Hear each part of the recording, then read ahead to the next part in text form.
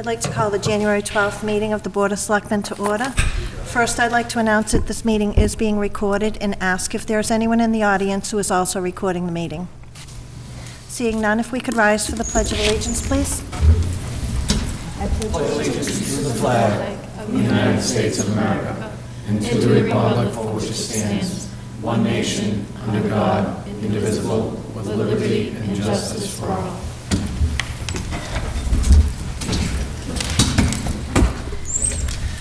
The first item we have is public comment, and we have the town manager who would like to make an introduction. Through the chair, thank you very much. If I may, I want to turn it over to Darlene Coyle, who's the acting director of the Department of Development and Inspection Services, to introduce two of our new employees to you tonight. Good evening. Good evening.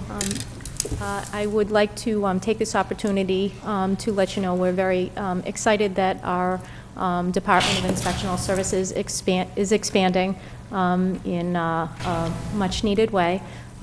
We had last week a new town planner, Mr. Matthew Benoit, if you'd like to stand and be recognized. You actually have to go over there to be on television.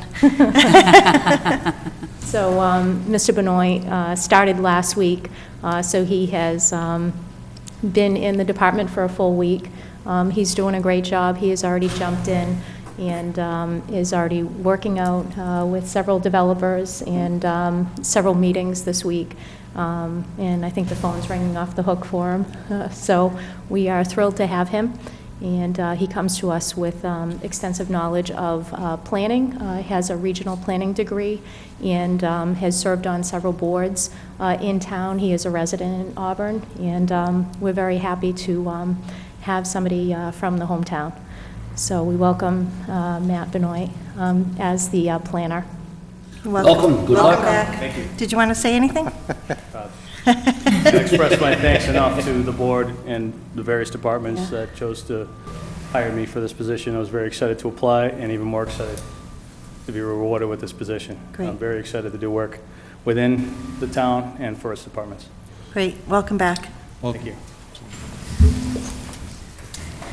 Additionally, I would like to let you know that we have a animal control officer and animal inspector. The position has been filled by Miss Amy Contois. Ms. Contois is actually on her first day today, so she's had a full day. We've already come from several animal calls today, and the Board of Health meeting previous to this. So Ms. Contois comes to us with an extensive animal background. She has an animal science degree. She's worked at very well-known shelter in Boston, Animal Rescue League of Boston. She previously worked in the animal research at UMass, and we're very excited to have her. And she has, again, already jumped in. I've already given her several assignments today, and she's still here, so so that's a good thing. So I'm very excited to have them, and I think they're going to do a great job. Great. Thank you. Welcome. Welcome. Good luck. Thank you for your time. Thank you.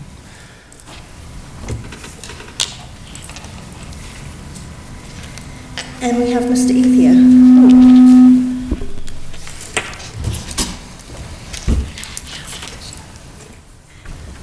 Madam Chair, members of the Board of Selectmen, Madam Town Manager, Mr. Kasanovich, good evening. My name is Ken Ethia. I live at 404 Leicester Street. I was here a couple of weeks ago congratulating you that the town is finally on the Blackstone corridor. And last Saturday, I was at a meeting in Sutton, and they were talking about all the grants that are becoming available very soon for the towns that are on the corridor. And I guess it's a smaller dollar amount this time, but there's a much larger one coming up.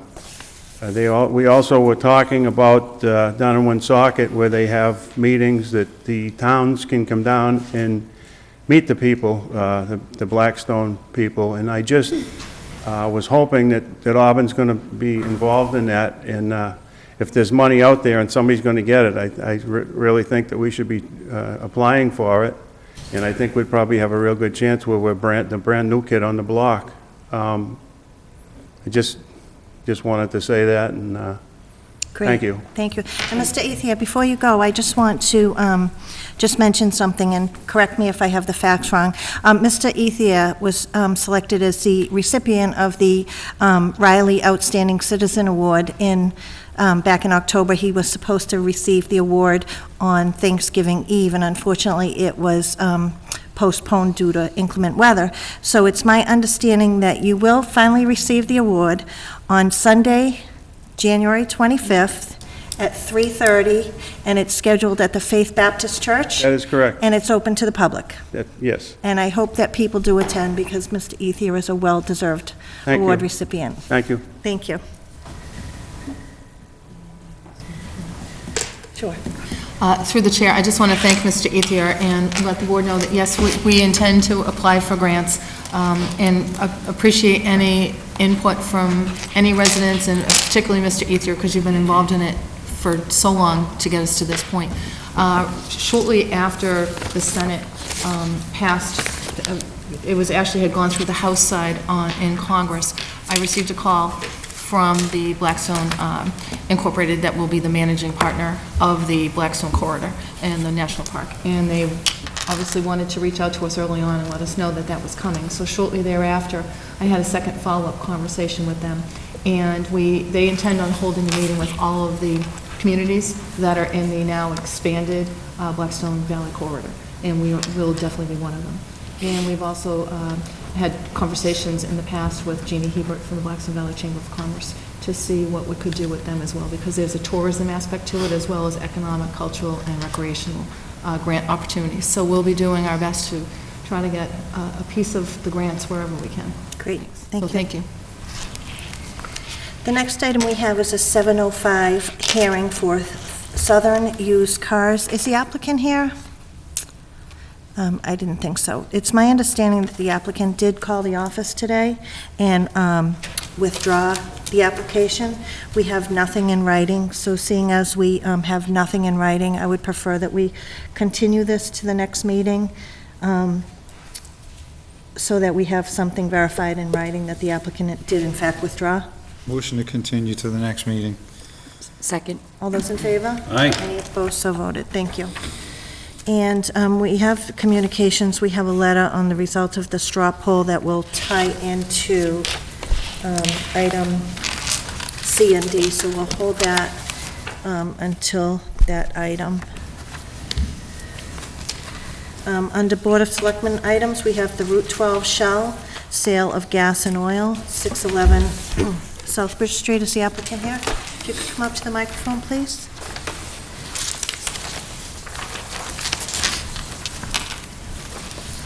So this is an existing license that fell through the cracks. As you can see, the applicant has many, many licenses, and it fell off of our radar, so the applicant, through our policy, needs to come in as a new applicant for his license. Good evening. If you could give your name and address for the record. Sure. My name is John DeAngelis, Nuria Energy, 327 Clark Street, Worcester, Mass. Okay. And so, are you the one that met with the DCG? Yes, I did. You did, okay. And you're familiar with the conditions that they recommended? Yes. Mr. Holstrom? And just for the record, through the chair, the operation is not going to change any. No, again, it just fell through the slacks. Our office manager picked up on it when renewing our other station, brought it to the Selectmen's office, and right away we went through this process, so. Okay, thank you. Are there any questions on that? So just for the record, the DCG has recommended the applicant shall obtain all necessary permits and inspections from the Board of Health, Fire Department, and Weights and Measures. The applicant shall obtain all necessary sign and building permits, including but not limited to a certificate of occupancy inspection, and the applicant shall obtain all necessary approvals of state agencies. Mr. Yeah, I Simonia? just have one question. So, does this preclude him from doing business until these are permits and licenses are, or I'm just curious, since it said it fell through the cracks. How, Yeah, no, I mean, they're operating today. Okay, all right. Yeah. As far as I know, the weights and measures have been in this year, the health department's been going right along. It Yeah, was just it was one just piece our of the permit business. that fell through. If there's nothing else, is there any public comment? Is there a motion? I make a motion, we approve the license provided all applicable requirements of the state and town and any of its departments, boards, and commissions have been fulfilled. Said license is subject to all the conditions stated upon it. Failure to comply with any and all the conditions shall invalidate the license and render it null and void, and with the conditions of the DCG to be placed on the license. Second. Any discussion? All those in favor? Aye. Any opposed? So voted. Thanks so much for coming in. Thank you, Board. The next item we have is EM Valve Incorporated, sale of gas and oil at 481 Washington Street. Is the applicant here? If you could come up, please. Give your name and address for the record. Ehsan Woods, Okay. And you've met with the DCG? yes, And you understand the conditions that they've recommended? yes. I'm applying for selling oil and gas on VP. Are there any questions for the applicant? Mr. Holstrom? Through the chair, it says you're going to have retail convenience, you're going to have gas sales, and you're going to have also used car sales there? Yes, Okay. A little bit different from what it was before, because it didn't have the used car before, and you did have the gas sales, and I wasn't sure, it's been closed for some time, so I wasn't sure if the retail convenience was going to be back in that or not. So, yeah, so although you have used car auto on this application, you have to do a separate application for that, and you yes. also I think have... they told me that I have to go to the zoning Right, or get through- variance. through Yes, zoning I do and- have a separate and planning. application for that. But they Right. said it's going to take time. And this time, we're going to go for oil and gas, and later on go for that. That's what they told me. Okay, so, so with your permission, because you need, first of all, you need a separate application for this, and we can't authorize used car auto for tonight. We'll remove that from this application tonight. Okay, So we're removing, so it would be retail convenience and gas sales. And then that would be a separate application for used cars that's right. in a separate process. Thank you. So the conditions that DCG has recommended is the applicant shall obtain all necessary permits and inspections from the Board of Health, Fire Department, and Weights and Measures. The applicant shall obtain all necessary sign and building permits, including but not limited to a certificate of occupancy inspection. The building and all structures must be inspected by the fire and building inspectors prior to opening business, and the applicant shall obtain all necessary approvals for state agencies. Do you understand that you must have all Yes, that I done? do. Okay. Are there any questions or comments? Is there any public comment? Is there a motion? I'd like to make a motion to approve the license, provided that all applicable requirements of the state and town and any of its departments, boards, and commissions have been fulfilled. Said license is subject to all the conditions stated upon it. Failure to comply with any and all of the conditions shall invalidate the license and render it null and void, and with the conditions of the DCG to be placed on the license. Is there a second? Second. Any discussion? All those in favor? Aye. Any opposed? So voted. Good luck with your Good new luck. business. Thank you very much. The next item we have is a discussion on borrowing strategy for 61A land on South Hold Road. We'll also take up at the same time the vote on the donation of 61A land on South Hold Road purchase and agenda item 4, letter from the town moderator on results of the straw poll of town meeting members. Mr. Kesnovich? Thank you, Madam Chair. If I may, I would like to request that Lisa Dickinson be able to join us for these agenda items. Lisa is our financial advisor. She works for Unibank Financial Services, and she deals with these matters day in and day out, so I thought it would be beneficial to have her here if the board should have any questions. That there's a number of variations that could play out as a result of the board's action tonight on the gift. That being said, without knowing the outcome of the vote on the gift, we thought the board needed some information prior to taking that vote. Because we don't know if the gift is not accepted, what use is intended for the 50 acres that the board took action on by way of their vote on Chapter 61A land that led to the executed purchase and sales agreement. The town, if accepts the gift, there are no issues. We know that the land would remain conservation land in perpetuity. As a result of that, we could go out for tax-exempt bonds. The concern we have, or the issues that the board needs to realize, is if it decides that it wants to either sell off a portion of the land, lease a portion of the land for solar or any other purpose. At that point, if the town should receive any proceeds in the 10-year period that we are paying that debt, then it faces some substantial financial circumstances because they are tax-exempt bonds.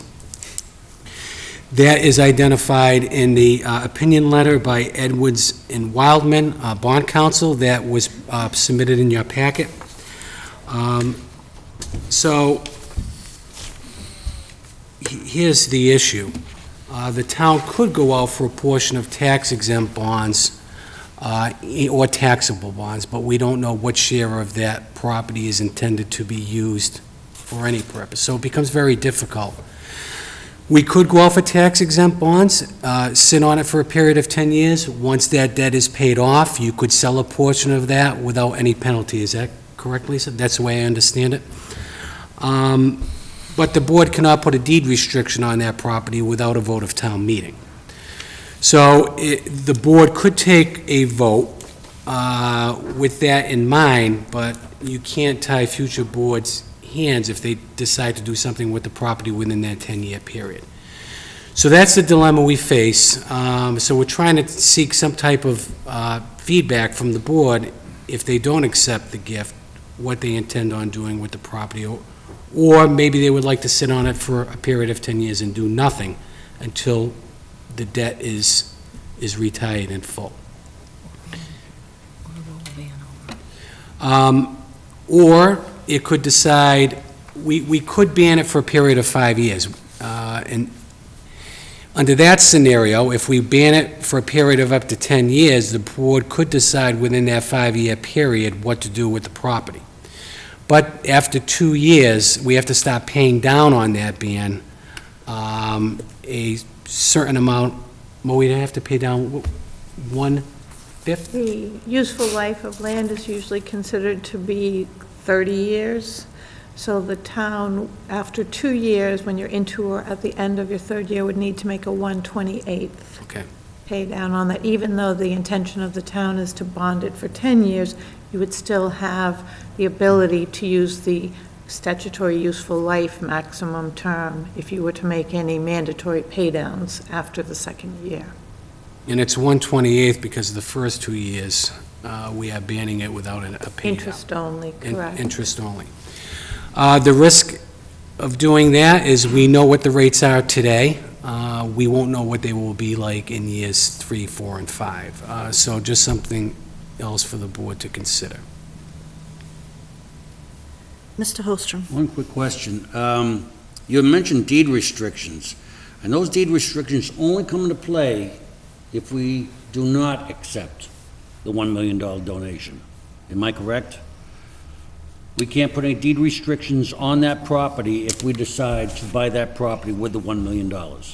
I think with a vote of town meeting, you could put a restriction, a deed restriction on that property for a period, for a number of years.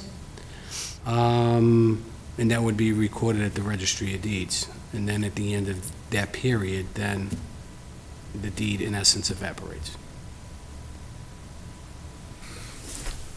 I guess what my question is, if we do accept the $1 million donation to help purchase, there will be no deed restrictions on it? No, it's stipulated in the agreement. Okay, that's what I wanted to Yeah, know. I just wanted to I'm be sure sorry I had about no question about No. that, but thank you. But I just want to be clear that if we accept the $1 million, the deed restrictions are based on The the agreement. donors, the agreement with the donor, which are passive recreation only. So there is a cost by going out for taxable versus tax exempt bonds. And the rate of interest, based upon a discussion I had with Lisa today, leads us to believe, based upon current market conditions, that the additional amount of money we would pay over a 10-year period would be about $254,000. That's about 150 basis points above what we can get currently at a long-term rate of 10 years. That's an estimate. It could range anywhere from 75 basis points to 250 basis points. So I was asked this morning by a board member to prepare a financial impact, assuming we go out for taxable bonds. So I'm just going to pass this along.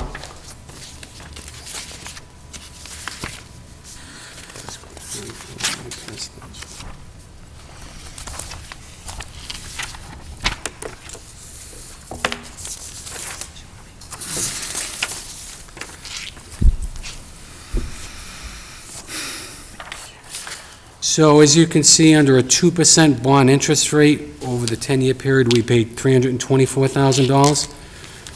That rate going up 150 basis points puts that at a bond interest rate of 3.5%. Interest paid on $2.865 million would be $579,000. The difference between the 2% and the 3.5% is an additional $254,000 over a 10-year period.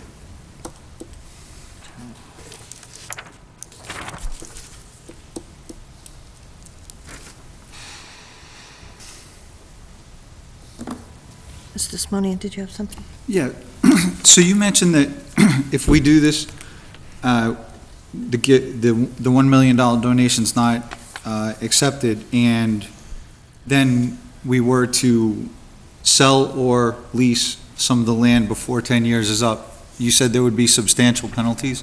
What are we talking about when you say substantial penalties? I can only refer you to the second paragraph of the opinion letter, where it says, if a facility financed with tax-exempt debt is sold or leased to a private party while the tax-exempt debt is outstanding, that debt loses its eligibility for tax exemption. A governmental issuer faces substantial financial liability in the event that its actions cause its outstanding tax-exempt debt to lose its tax-exempt status.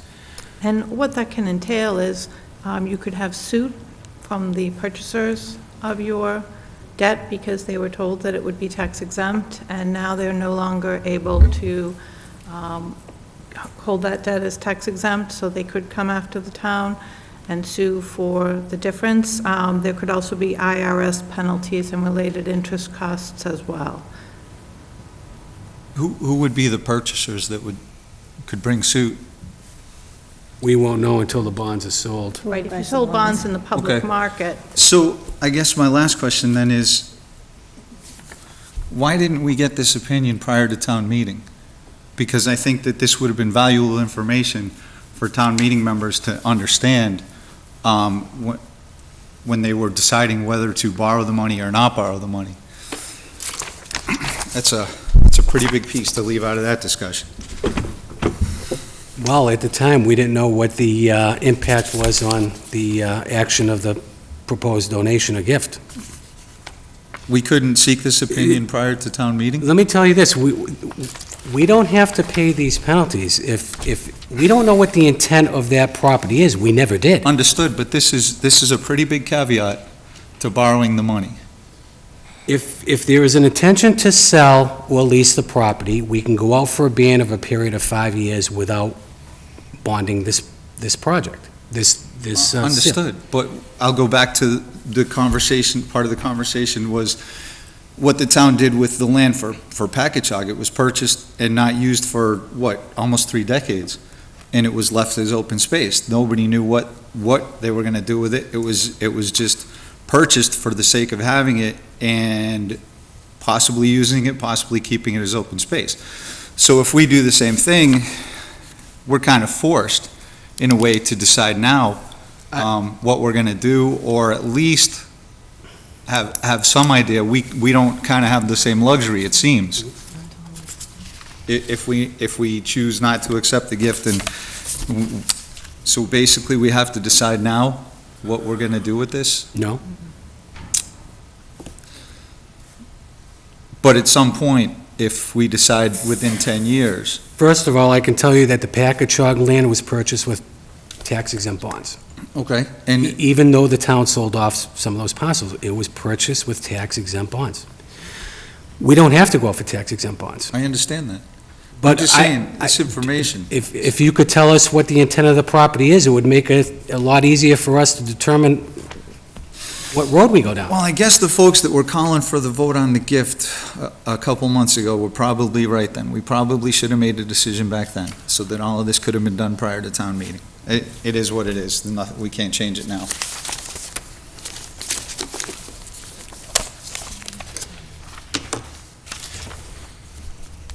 Is there, Mr. Holstrom? I guess I'm just going to question what that is, because we have a price of the land, and because our CFO has just told us we're not sure exactly what the percentage is going to be over the course of the years, and we have up to 5 years to determine that, we're going to have, if we go out to borrow this, it's going to be $324,000 for the 2% interest and 3.5% for $579,000. So depending upon how we go is what we're going to pay. So regardless of whether we, I don't know how that would be adjusted, whether we take the $1 million or we don't take the $1 million. Is this with the $1 million, the $324,000, if we take the $1 million, or if we, borrow that outright? No, if the board accepts the gift, we're going out for tax-exempt bonds. There's no issue. Okay, but this is, if we buy it outright ourselves. Yes. Without the donation, that's what this is? Yes, correct. Okay. I'm sorry, on the right-hand column, On both. on both. And those are two just options that we can use for a bond for that, either 3.5% or 2%. Right. This is just showing the impact of 2.865 for tax-exempt and non-tax exempt bonds. Taxable bonds and exempt.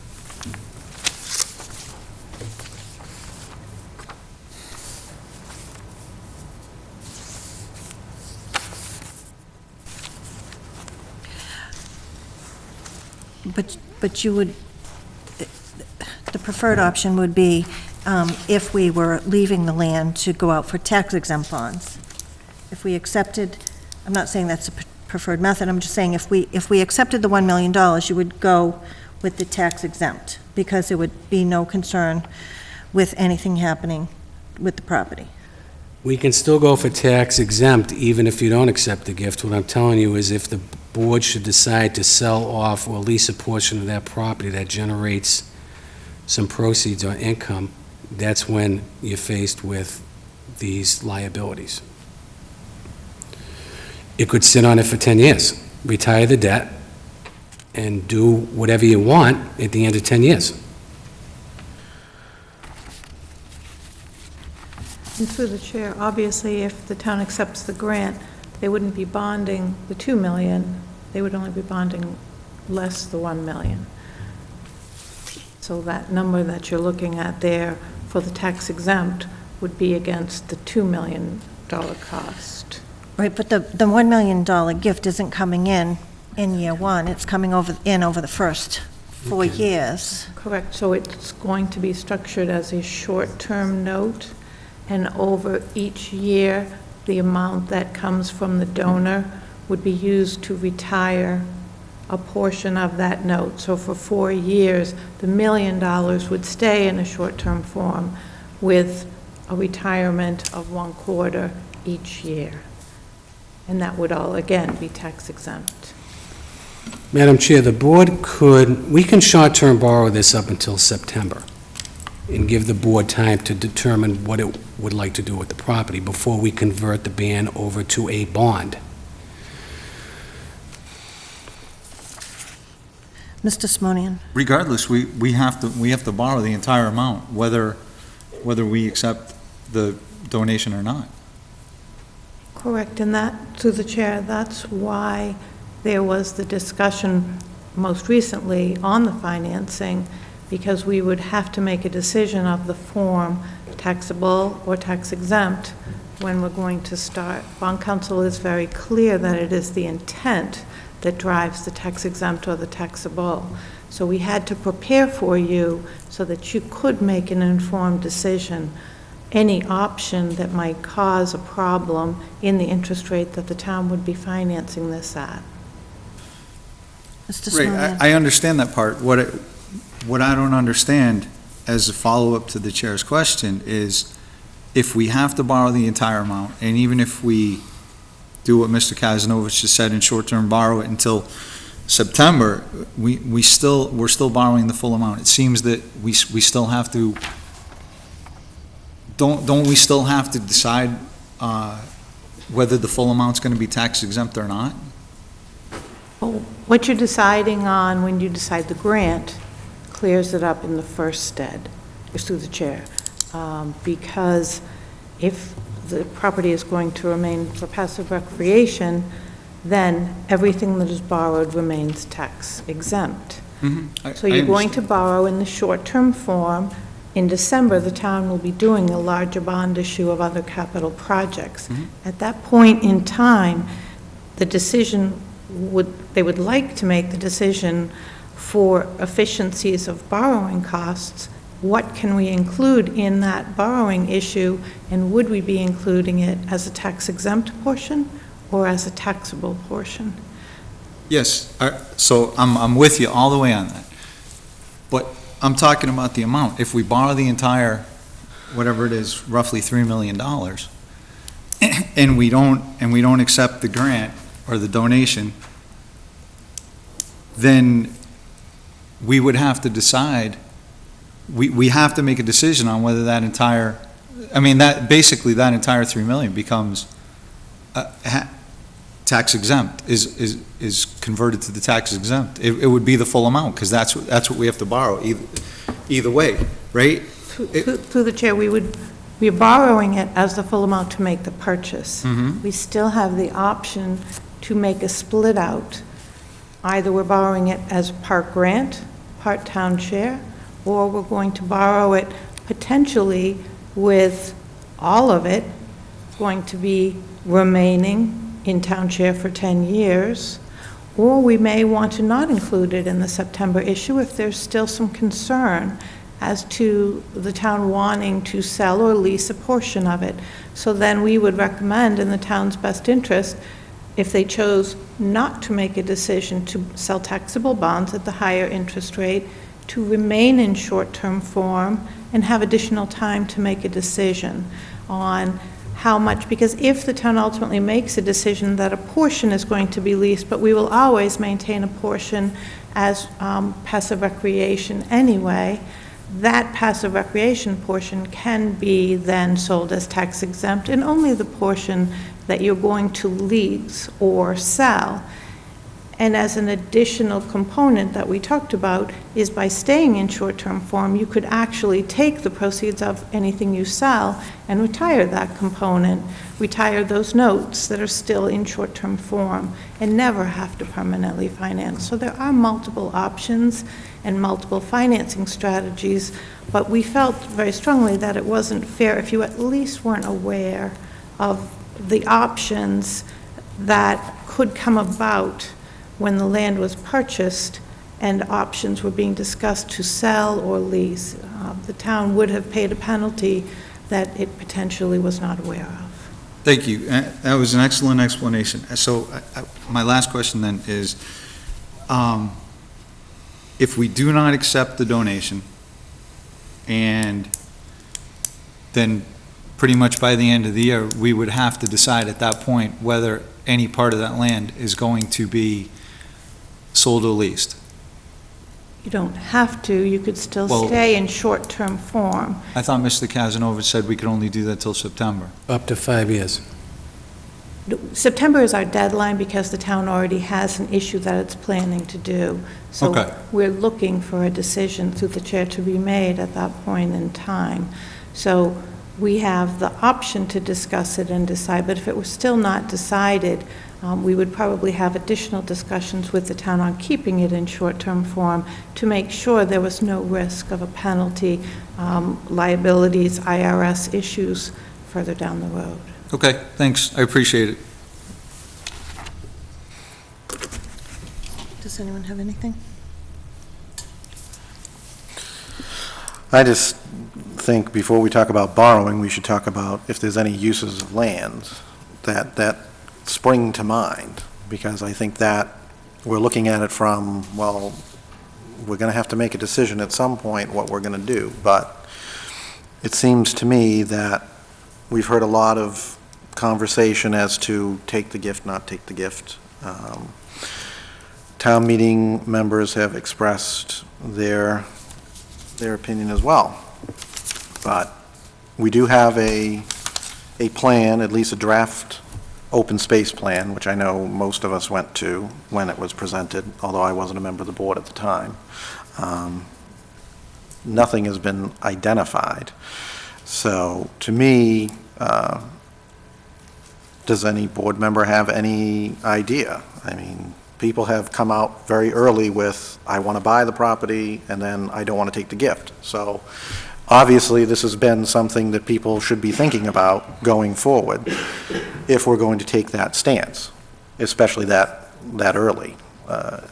So to me, if people have ideas, let's hear them. But for me, personally, I'm not in favor of accepting the $1 million, although I'm very grateful for the generosity of the donor. The restrictions that they've placed upon it, I think, makes the land, puts too much of a stricture on the use of that land, and I think we have definitely, we should keep our options open. So that would be me. Personally, and I discussed this with Ed and Julie today, we do have other parcels. I know we've discussed this briefly. Anything that we discuss, we should be looking at the other parcels that we already own and try and determine which parcel we're going to potentially use for development. We have them scattered around the town in different acreages and certainly different challenges to the land. But to look at this as just this parcel, we have several other parcels that we need to look at as a town, and not necessarily just this board. We have the Cemetery, Rec, and Culture Committee that runs a lot of programs. We also have the athletic institutions that we all are familiar with that may have needs. The school department may have needs that might be temporary right now, but we really need to widen the discussion beyond the board. For me personally, I think we need to look at what those properties are, what potential uses could be identified. So that's my take on it. Mr. Simonian? Yeah, I agree with Mr. Carpenter, and I would maybe go one step further. Instead of trying to have that discussion within the confines of one of these meetings, possibly even consider having a separate meeting just to address that issue, because I think it certainly deserves its own block of time carved out to have that discussion. And obviously, it would be an open meeting where, we could give notice, and anyone who has an interest, thoughts, ideas, anything along those lines, certainly be welcome to come and be part of that discussion.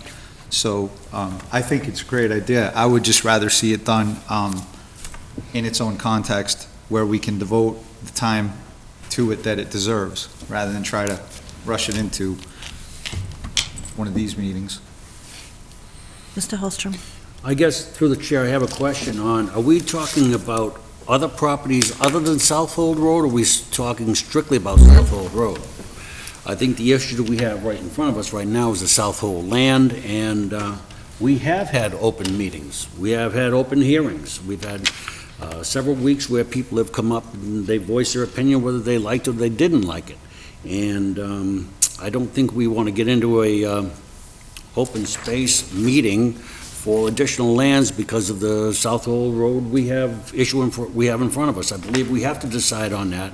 And from this point on, go on and just, like we had been before, to meetings for the open space, for other lands, and if there are other lands do become available, what kind of use will we have for them? But right now, I don't think we're going to have any use of making those discussions available to us now, because we're only talking about South Old Road and not the rest of the town, because there's nothing coming to us as yet.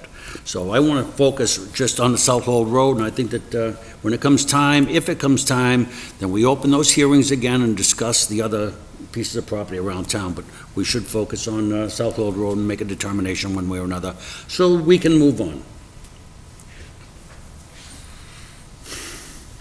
Does anyone have anything else?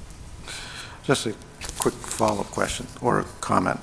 I agree with you, we have Southold before us, but we cannot ignore the fact that we purchased land some time ago that could have potential uses that would inform this.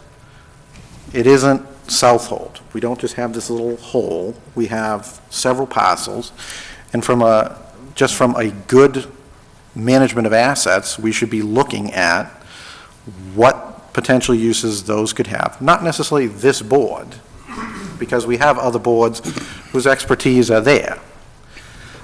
I just think we need to widen that discussion so that we know before we make a decision whether we accept the recommendation of, or the option that Ed has pointed out. We can sit on this for 5 years. I don't think that we want to sit for 5 years. People didn't want us to be this late on this project. So to me, I think we need to look at what we have, what potential uses, whether they're identified, they're thought about. You know, everybody has their plans. It would be nice to bring that together and inform this discussion, is my point of view. But obviously, it's a board decision as to what they would like to do. I am glad that we have options, that we don't have to bond the whole thing if we want to explore solar or alternate uses. That's great, because I had heard that we couldn't necessarily do that. So that's, whatever we can do to keep our options open, I think is great, and I thank you all for the hard work you've done, and that's it. Thank you. Did you have anything else you Yeah, wanted to through the chair, I just want to just be clear. So again, we're bringing this to you this evening to give, almost 9 months to start to think about what the ultimate use would be. If 9 months is not enough time, again, we can roll over the bands.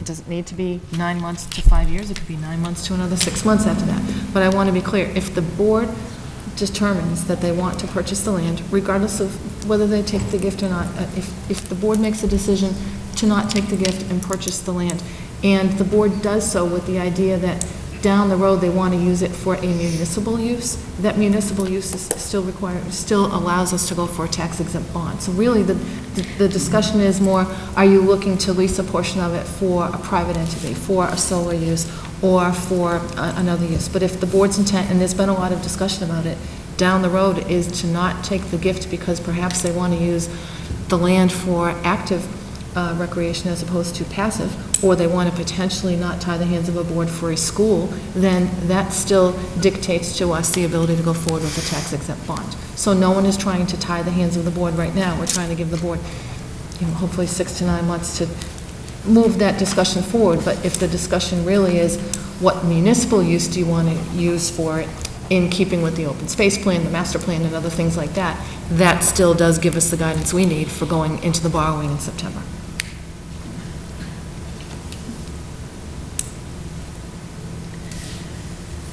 Well, I guess I'll comment at this point. Initially, when the $1 million offer came out, I was in support of accepting the gift, understanding that there were some restrictions to the gift.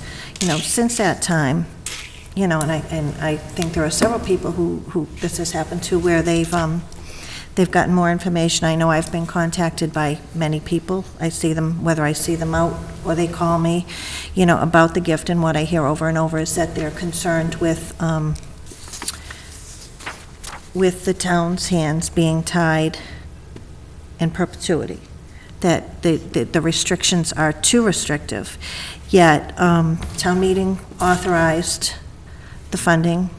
The Finance Committee voted in support of accepting the gift. I'm frustrated because I think that our hands were tied with buying a piece of land that we're really unsure of what can be done with it.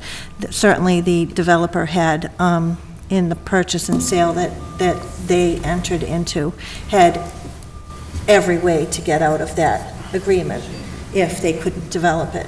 Yet the town's hands were tied. We either had, we could either exercise our right or not. And I think it's a tough piece of land. I think that we need the open space. I'm just, I'm frustrated that we're going to tie the town's hands forever on this. I certainly appreciate the offer of the generous donation of $1 million. And based on the information that we have here tonight, based on town meeting vote, based on the recommendation from Finance, certainly I think that putting 50 acres of land as open space forever, I would have preferred it be a decision of town meeting, but I'll vote in support of it. Mr. Holstrom? Okay, when we first learned of the Southwell Road property, my initial reaction was not to purchase. And the purchase of $3 million was way over the assessed value, and the land has no access from Packagug Street, and only about 15-foot access to the Pappas Recreation Complex. Certainly not enough for a road, and the access from either Southwell Road or Curtis would require the town to spend a lot of money on road improvements to a small neighborhood where the abutters all disapproved of that development. Then we learned that the proposed developer wanted to put 200 apartments on the land. That was a game changer for me, and I didn't want to see the 200 apartments anywhere in Auburn. Neighbors were very concerned with the effect that development would have on their property and the traffic, but for me, the price was still an issue. $1 million donation seemed like a perfect solution. Since then, I've talked with a lot of people, and they have both pro and con for accepting the gift. There were good arguments on both sides of the issue, and I have to say that it is a very, very tough decision. On the downside, accepting the gift forever limits the town's ability to use the property for anything else. No fields, no schools, nothing but passive recreation.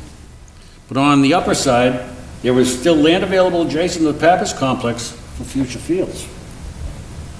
On the con side, the town would not be able to sell or lease any of the land in order to recoup some of the expense. And on the pro side, the cost of the town would be $1 million less with the gift, and how much could more than $1 million could we realistically expect to gain if we were to sell or lease part of it? On the downside, I'm hesitant to limit future boards from using this property if that were their desire and the desire of the town. But a future board could then decide to sell the property to a developer for 200 apartments in order to make some quick cash, and we wouldn't have gained anything. I've heard talk of potential swimming pools, solar farms, selling off a piece for a small development, but again, we have an access problem, and I don't know that the cost to gain access for any other purposes would be feasible. I listened to Mr. Prouty back in November when he urged us to buy the land and keep it open. He said that there isn't much open land left in Auburn, and he's right. I listened to the Finance Committee when they reiterated their recommendation that the board accept the money. Even town meeting, while dividing its thoughts, where 45% say where 45% say don't take it, and the other 55% say take the money.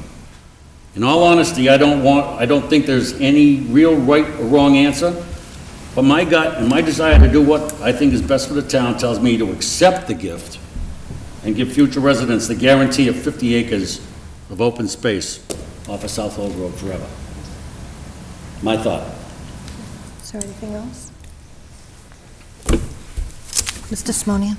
Yeah, I've pretty much already expressed my opinion on this. I am grateful that we have someone in our community that wants to make such a generous donation to the town. So I don't very easily say that I'm not in favor of accepting it, but I believe that the restriction is far too much, and I don't think that it's fair for me to make a decision in 2015 that could potentially handcuff a Board of Selectmen 15, 20, 25, 30 years down the road. There may come a time when there's a need to use that land, and if we were to accept the donation and then the land was needed, you're looking at possible litigation, additional costs to the people, and it's just not something that I want to set us up for.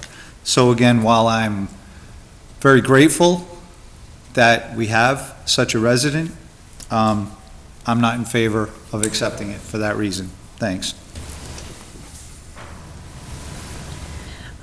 Just for the record, because we did move this up, it tied into it, a letter from Charles Baker on the straw vote of town meeting members in response to the letter sent by the moderator dated December 15th. Of the 103 town meeting members contacted who were present at the special town meeting held on November 18th, 2014, the following are the results of the straw poll as of December 30th, 2014, received by the town clerk either by mail, email, or phone calls. 80 town meeting members responded, 36 no, 43 yes, 1 abstention.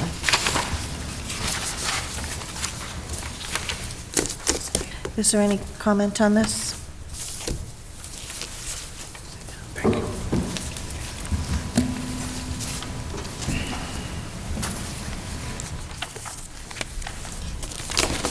Is there a motion?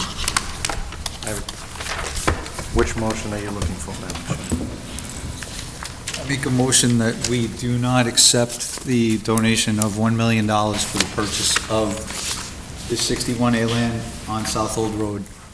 Second. Is there discussion?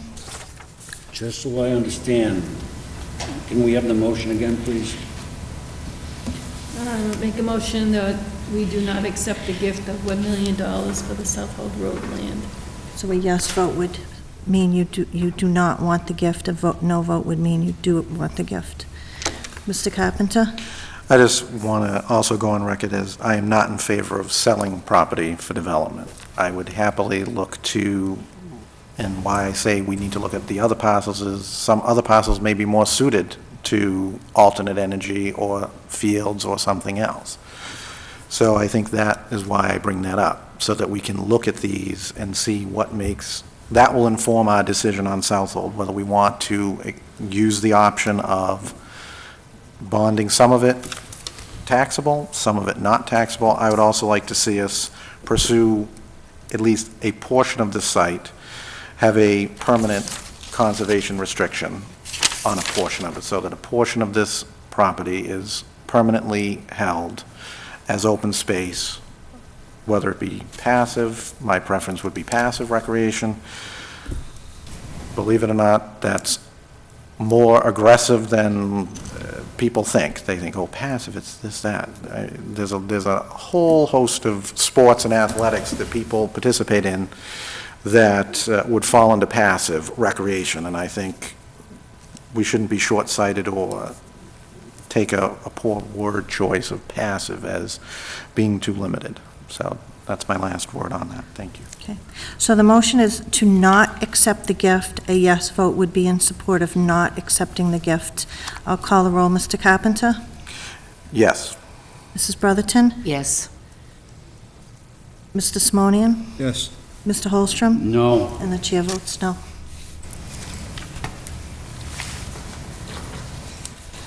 Okay, so. Moving on, we have the West Street alteration layout. Madam Chair, could I just ask for a 5-minute recess, please? Certainly. Is there a motion for a 5-minute recess? Make a motion for a 5-minute recess. Second. Any discussion? All those in favor? Aye. We're in recess? Thank you. Okay, we're back in order. The next item we have is the West Street alteration layout in your packet.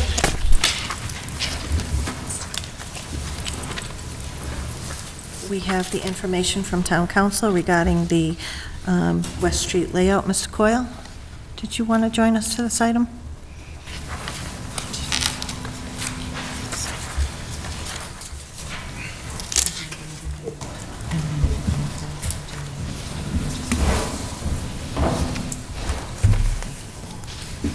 Good evening. Good evening. Can you explain to us a little bit about what's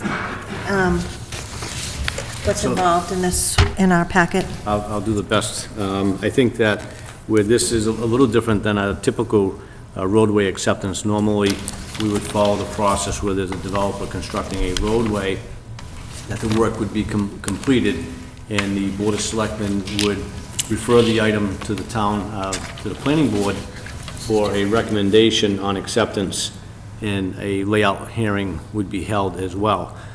Because this is an existing town roadway, and it is a widening of an existing town roadway, I believe at this point, town council has advised or recommended that the board defer this or refer this to the planning board for action. So it is a little bit different. Again, it's not a new roadway, it's an existing roadway. So what would happen is the land has already been taken by the town for this right-of-way to be defined. So the town already owns the land, but it would, once the layout is approved and accepted by town meeting members, it would then become part of the town roadway layout, not just simply owned by the town. Okay. So the recommended action by the board would be to refer the alteration layout to the planning board? Yes. Okay. Do members have questions or comments? Mr. Carpenter, then Mr. Simonian. Please. Bill, you said where it's an existing road, how will it be accepted? It'll go through town meeting. Right, they would have to accept the additional right-of-way as town road. Okay, I think I missed that. Thank you. Mr. Simonian? So, this is just from the stoplight to the school, right? Yes. And we're just widening that road, right? That's correct. So, at what point, are you saying it won't come back to us? No, it should come back to you. Oh, okay, all right, It's I a misunderstood. similar process, but rather than waiting for the construction to be completed, Okay, where a new road was being constructed, because it's an existing roadway, this is an alteration of the right-of-way. So even though the town owns it, this additional right-of-way, it's not technically defined as a layout, right. for town layout. so the planning board's gonna take a look at the project as a whole, widening the road, Make make the recommendation recommendation. to us, it'll come back Yes. to us, and then go to town meeting for the spring. Correct. Okay, that's fine, thank you. Mr. Holstrom? Yeah, through the chair, Bill, do you foresee any major adjustments to the drawings that you have in front of you, the design of that road? Is there going to be any other land takings? Is there going to be any other adjustments to those drawings that the planning board's going to do, or have they been following that right along? Through the chair, it's gone through several reviews. The town has reviewed the project, the Mass Department of Transportation has reviewed the project.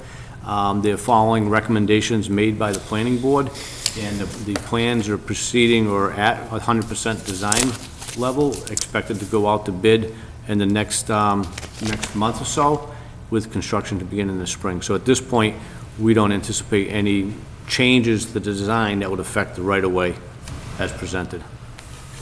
And just as a follow-up, my only concern there was with the town meeting coming up in, what we're saying, in March.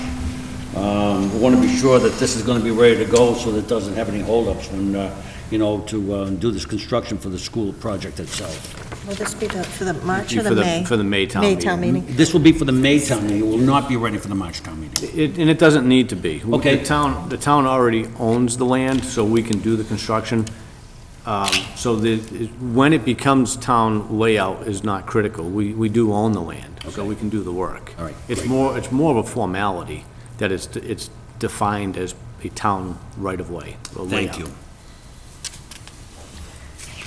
If there's nothing else, is there a motion to refer to the planning board? So moved. Second. Any discussion? All those in favor? Aye. Any opposed, so voted. Do you have anything else tonight, Bill? That's all I have. Great, thanks so much. Thank you very much. Is there a motion to move up town manager items B, C, and D? So moved. Second. Just take a minute. If you want to come up, please, and then we'll get right back to the other two, Steve. Good evening. You have 3 grants you want to talk about? Hello. I was notified December 30th that the library was chosen to receive Margaret Edwards Trust Grant from the American Library Association Young Adult Service Section.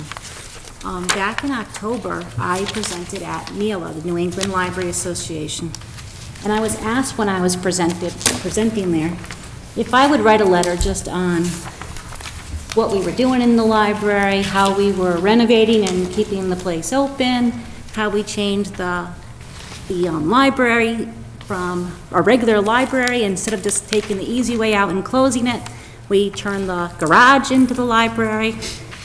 And I was also asked to talk about, in this letter that I was to write, about the young adult department and what I saw for the future of the young adult department. And, what we need for it. And I was kind of hoping that our letter would land us an article in the American Library Association Journal or, public library, but instead it was sent off to the trust committee, and we received a $5,000 donation from them to Nice. build the young adult collection and tween department collection, Very nice. which was, I guess, better than an article. We'll probably still get an article from it. The other one, or the next one down, is the Road to Reading Initiative. And what it is this puts books into young children's hands. Through our library, of course, we always have books in the library for most young people to come in, or old people, to come in and get.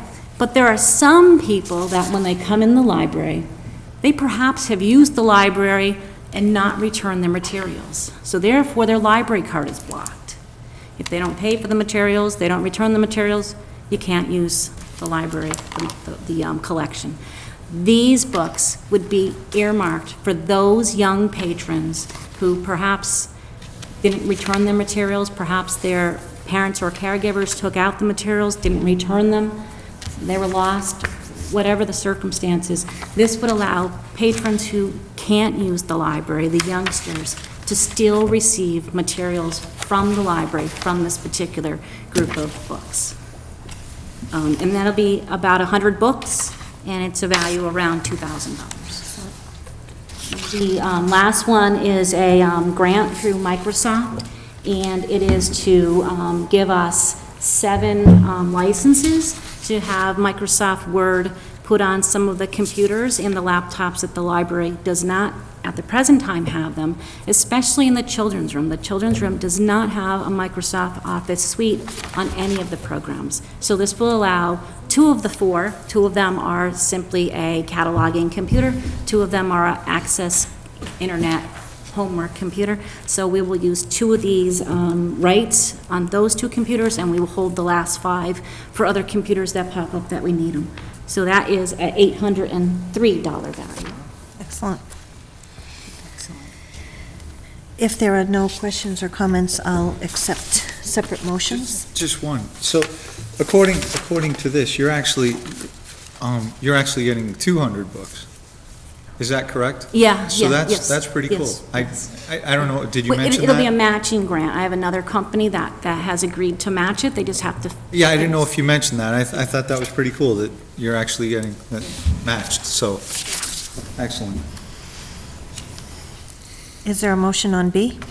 I'll make a motion that we vote to authorize and accept the funds. Second. All those in favor? Aye. Any opposed, so voted. Is there a motion on C, the Roads to Reading Initiative grant? Motion to authorize and accept the Roads to Reading Initiative grant. Second. All those in favor? Aye. Any opposed, so voted.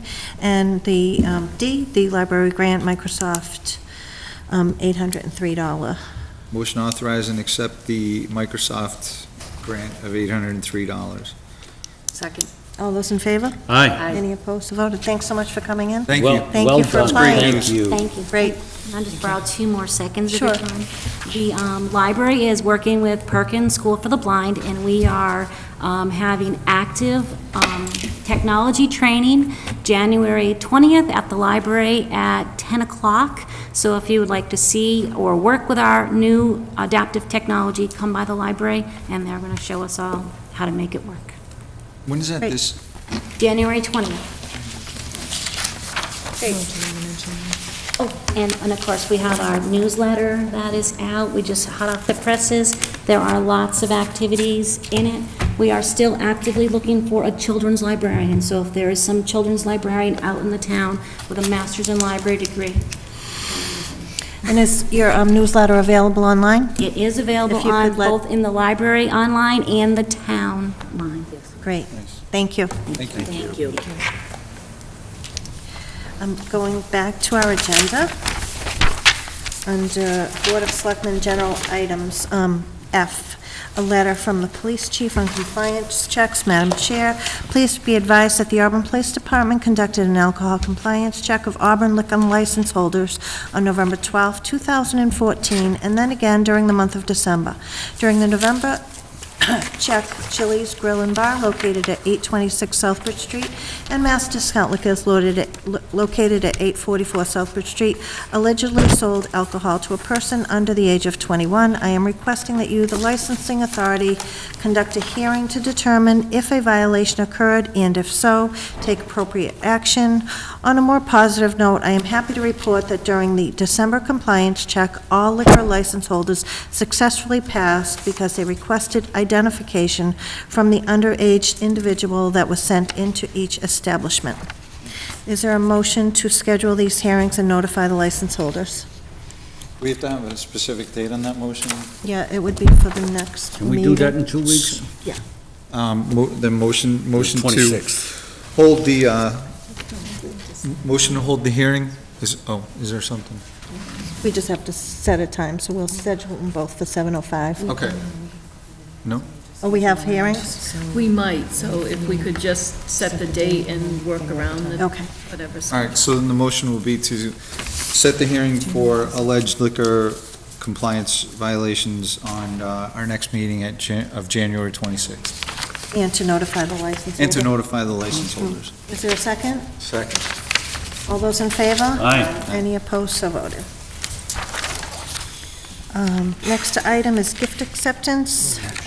We have to the fire department from James Finnegan in the amount of $50, Deborah Bear in the amount of $25, Christine Matson in the amount of $20, Philip Connor in the amount of $200, Susie Ziegler in the amount of $75, Stephen McDonough in the amount of $25, Jean Johnson, $25, Carolyn R. Donahue in the amount of $100, the Fleming family in the amount of $40, General Mechanical Contractors in the amount of $500, and those are the fire department gift account for a total of $1,060. Is there a motion?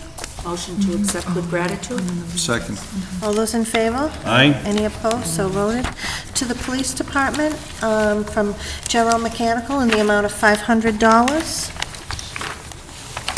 Is there a motion? Motion to accept with gratitude. Second. All those in favor? Aye. Any opposed? So voted. We're back to town manager items, and we have the Senior Center Elder Affairs Division grant, Massachusetts Association of Councils of Aging and Senior Center Directors.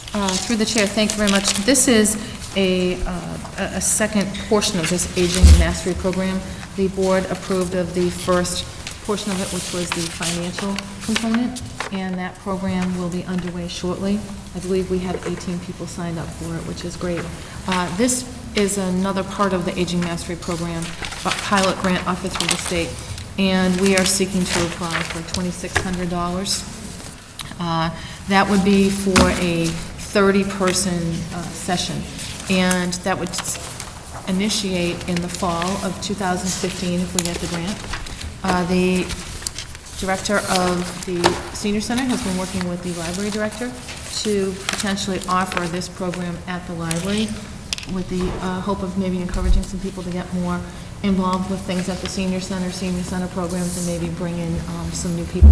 So I believe they'll be working together on this in a different venue. So this particular grant would be for $2,600. If there are no questions and comments, I'll accept a motion. I'll make a motion that we take a vote, authorize and accept the funds to implement the Aging Mastery Program pilot in 2015. Is there a second? Second for discussion, just Sure. quickly. Does the amount that the town manager mentioned need to be included in the motion, or can we just accept it as?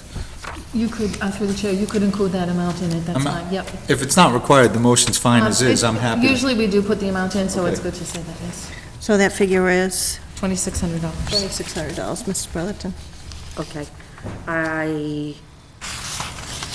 To authorize and accept the funds of $2,600. $2,600 in funds to implement the Aging Mastery Program pilot in 2015. And I will second.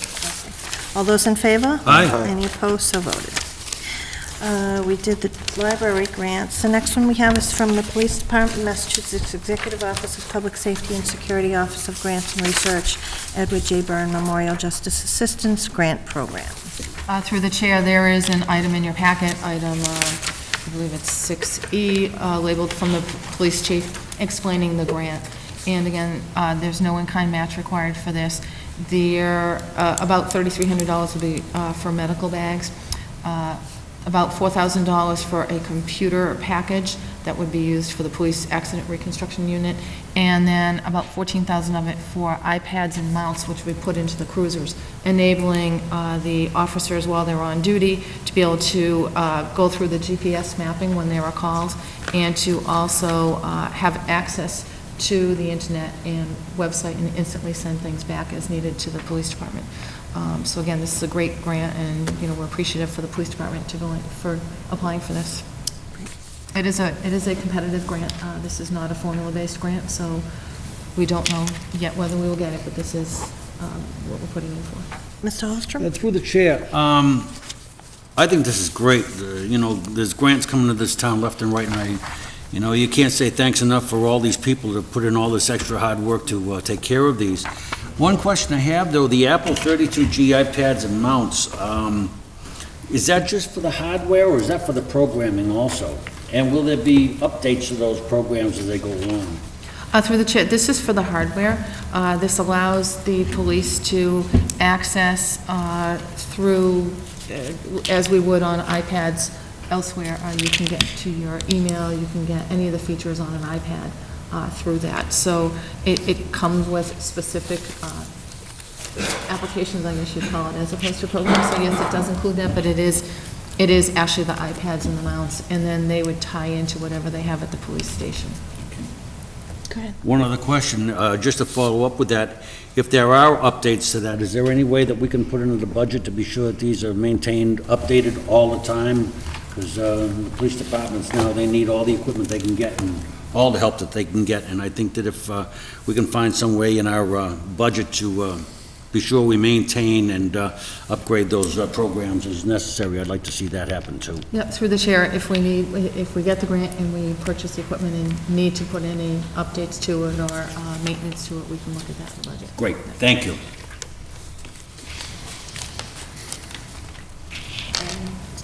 We took that vote.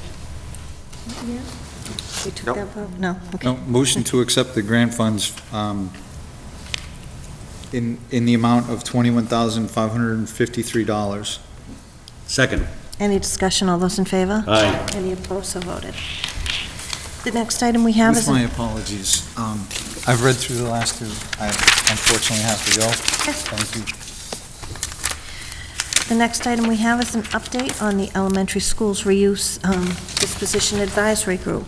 Thank you. Through the chair, there is an item in your packet that explains where we stand on the elementary school reuse disposition. Advisory Group. I just wanted to bring it to the board's attention that last week we did make the appointments to that group. One thing I do want to point out is when I initially had come before the board in the fall to recommend an advisory group, at that time we had suggested various members of the employees that would be participants. And at the time, I believe we had said the building commissioner / town planner, which at that time happened to be one person. The director of development and inspection services and the town planner were one person. That has now split, so we are having the town planner on it, so you will see that change. Also, a couple of other changes to the good. The planning board chair, Mr. Kosky, had approached me a couple of weeks ago and said that the planning board would be happy to participate as a member of this advisory group.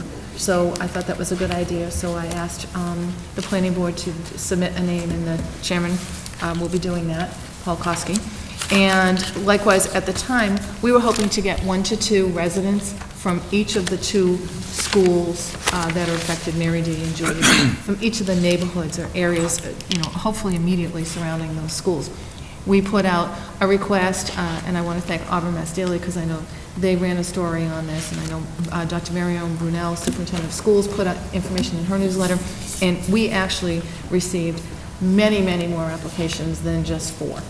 So what we tried to do is, as evenly as possible, try to get a number of residents from the Julia Bancroft area and from the Mary D area, really focusing on the immediate neighborhood because we felt that they would be the most affected. But we also did put a resident on here that is not from either neighborhood, figuring it would be nice to have someone in a neutral situation, so someone kind of midway between everything. So we expanded the committee from what initially might have been 7 to 9 members to 13, because we really didn't want to turn away residents. As a result, we have turned away some residents in the past couple of days because we're still getting applications, but we had already made the appointments.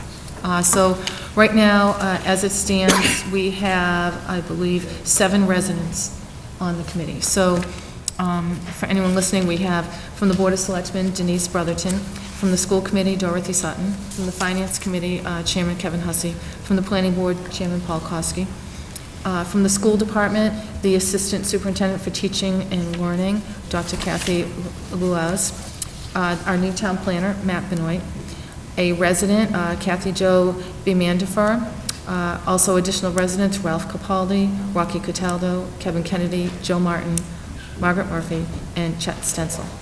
I also want to make a note, so first I want to thank everyone for all the applications that we received and requests to be on this committee. Group, I call it, advisory group. We established the first meeting date as January 21st at 6 p.m., just to get the group started. And we will have Caleb Moody, who's the building inspector, and Cindy Cosgrove, who's the assessor, attend the meetings as needed, likewise myself, Ed Kazanovich. As we need to give resources to it, we will. I will be at the first meeting. I want to make sure that gets kicked off. We'll come up with an agenda, and then be there as a technical resource, if and when needed. And if the committee needs us to go, we will. And I think that's it on that item. And next is the update on the bylaw review process. Through the chair, thank you. Yeah, this is just a follow-up to the item that was on the December 22nd meeting. Since that time, the bylaw review committee did indeed hold a meeting on January 5th, and they did approve the draft bylaws that are dated in the top right corner, so everyone knows December 14th, 2014. That was the last draft that was submitted to the bylaw review committee. We have had probably 100 different drafts over the last couple of years, so it's important to note that date. So the December 14th, 2014 draft was submitted and approved in draft form by the bylaw review committee to now go forward on the public hearing process. So that draft is now available online on auburnguide.com, and there's a link to it, draft bylaws, town bylaws, and it is available in PDF form, and you can see the entire bylaw document. The public hearings have been set. We have not advertised them yet, but we will be doing that in accordance with regulations. But we are setting the first public hearing at the high school auditorium for January 27th at 7:15 p.m. There is something going on at the high school until 7, so that's why the 7:15. We wanted to give them time to make sure that they can get out and our crews can get in and set up for this public hearing. There is a snow date, per the request of the board to look at a snow date, established of January 29th, so 2 days later, same time. On February 2nd, so the following week, on a Monday evening, 7:15 PM, there will be a second public hearing at the high school auditorium for those that couldn't make the first, and the snow date for that would be February 3rd, also at 7:15. So the first week, Tuesday, the 27th, with a snow date of Thursday, the 29th, the second week, Monday, the 2nd, with a snow date of Tuesday, the 3rd. And then the schedule that you see before you is the same schedule that was in the packet on December 22nd. We will be working toward all those deadlines and dates with the hope of getting everything ready and into a special town meeting on March 24th. Great. Do you have anything else? Any other member items? Thank you so much. We have no tabled items under Board of Selectmen member items. Mr. Carpenter, debt authorization by town meeting not issued. Yeah. As many of you probably know, if you look at the back of the town report, we get to look at all the exciting stuff that takes up so much of the time and is so important to the town that I'm sure very few of us actually look at. When I looked at it, my greatest concern was that we had some that had been authorized 18 years ago and have never been used. So I had spoken to Ed about it, and I had spoken to Julie about it, just as a matter to clean it up, ask them to make sure that there's no possible need for these currently by these departments, and if not, then at the regular town meeting, just ask town meeting to rescind the approvals for these items. I'm not sure, I know something told me police tasers, that may have been used, and I can't remember. Do you have any information on any of these? I know they had training with the tasers, which leads me to believe that they purchased some tasers. I don't know from which annual town report these loans authorized and unissued came from. I can tell you several years ago, we did a review of all of our outstanding debt that was unissued, and at that time, I think we rescinded the old Auburn High School at Prospect Street. I can tell you the Auburn Middle School rehab money of $12 million and change, school committee was not prepared to release it at that time. I think it's a great idea. I think this should be done periodically. Maybe every other year, since authorizations can sit out there and they're allowed to be borrowed from time to time, just like we did with the library roof.